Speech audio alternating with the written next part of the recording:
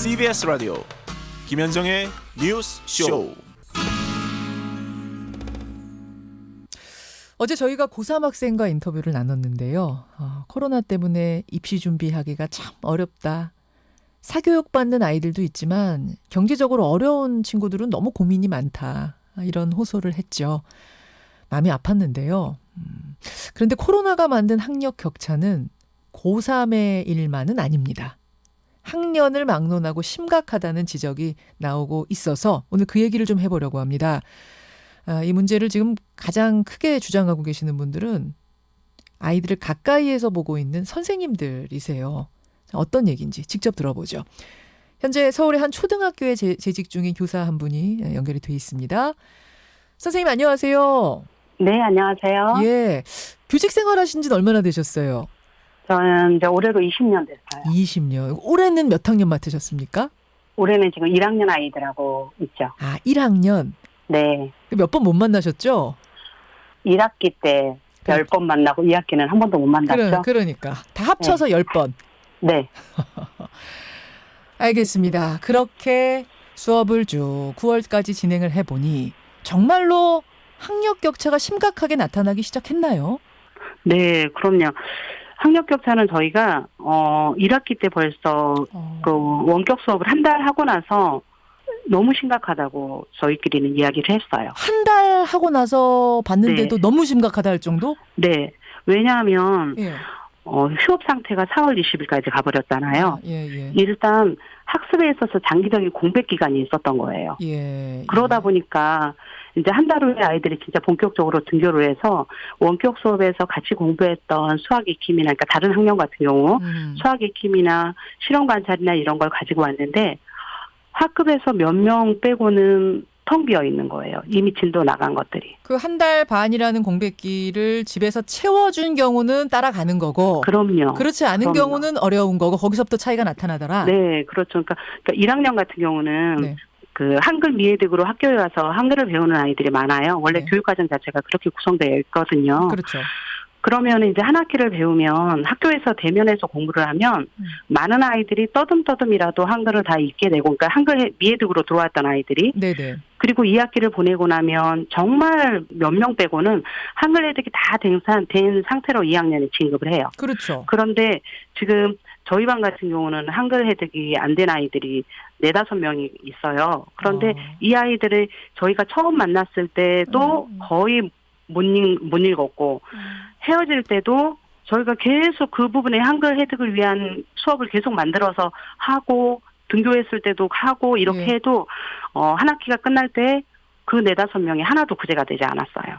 그 원격 수업이 아니고 정상적으로 수업을 했었다면 그 아이들은 다 한글 혜득, 한글 다 뗐을까요? 1학기를 충실히 다녔다면 이 4-5명 중에 한 명, 자리에 한 명 빼고는 거의 떠듬떠듬은 다 읽게 다 읽어야 되었겠죠. 되는 정도인데. 네, 그럼요. 이것이 1학년, 초등학교 1학년만의 문제입니까? 아니면 다른 학년들도 비슷한 상황일까요?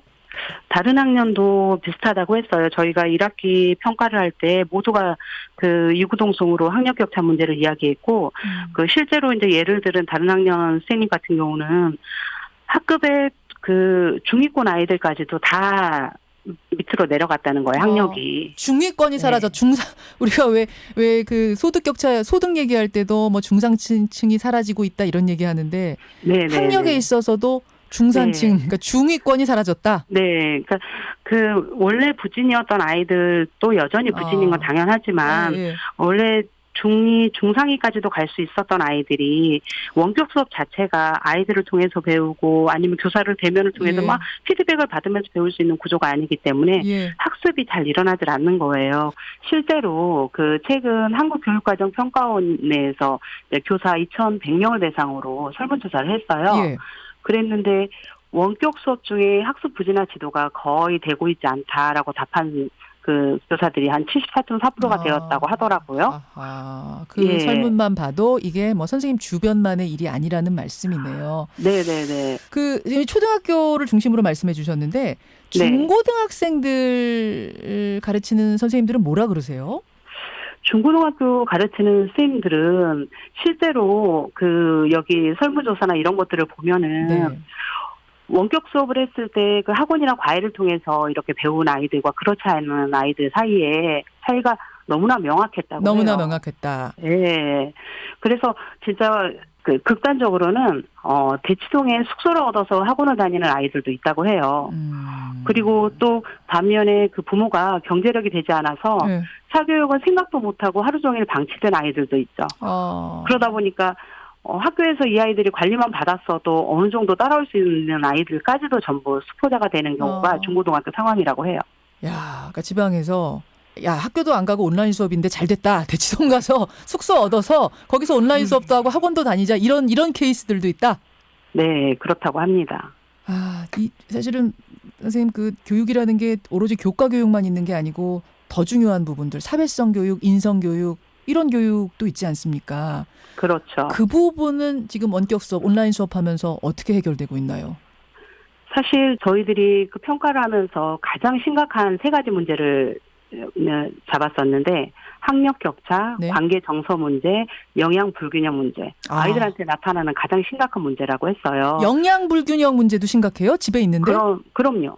케어받지 왜냐하면, 못하니까? 네, 케어받지 못하니까. 왜냐하면 맞벌이 가정의 그 아이들은 아침에 출근하면서 부모님이 애를 쓰고 깨워서 먹여야지 많이 먹을 수 있는 상황이고 부모님도 출근하면서 그러지 못한 경우는 그렇죠. 라면 끓여 먹고 아이들끼리. 못하는 거죠. 예. 그러니까 학교에 왔을 때는 급식이나 이런 걸로 기본적인 최소한의 영양 균형을 잡아갈 수 있는데 네. 이제 전화를 해보면 아이들 그 고학년 선생님들이 이제 전화를 해보면 11시쯤에 일어나서 아침 먹었어? 그러면 먹었어요. 뭘로 먹었어? 라면 먹었어요.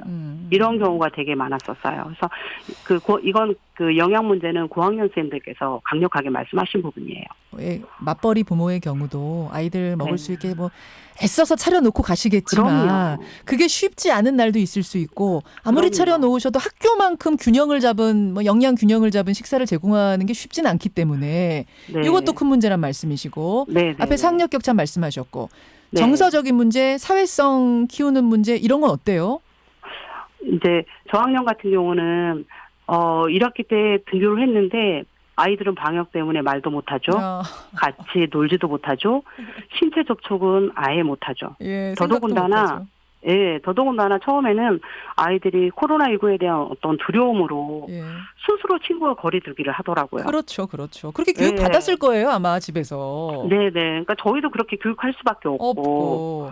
20년간 아이를 지켜봐온 선생님으로서 정말 안타까우실 것 같아요. 네, 그렇죠.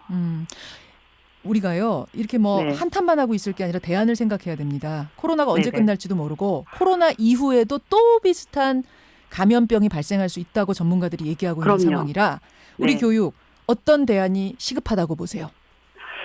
일단 그러니까 제가 지금 당장 하고 있는 상황에서 가장 시급한 것은 저희가 이제 실시간을 도입하는 방 이후에요. 1학년이 어려움에도 불구하고 그러니까 학력 격차 문제는 그렇게 해결을 하더라도 여러 가지 방법으로 해결을 하더라도 그 외에 관계 문제를 어떻게 풀어야 될까? 그거는 저도 사실은 답이 없어요. 이 코로나19 상황이 끝나는 게 그게 답이다라는 말밖에 드릴 말씀이 없어요. 그 부분은.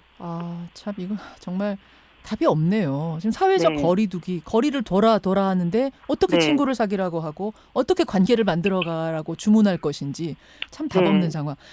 오늘 현장의 상황이 얼마나 심각한지 선생님들이 느끼는 부분을 좀 생생하게 들어봤습니다. 선생님, 최선을 다해서 아이들 지도해 주시고요. 저도 뭐 그 말밖에 드릴 수가 없는 상황이네요. 네네. 고생하십니다. 고맙습니다. 네, 고맙습니다.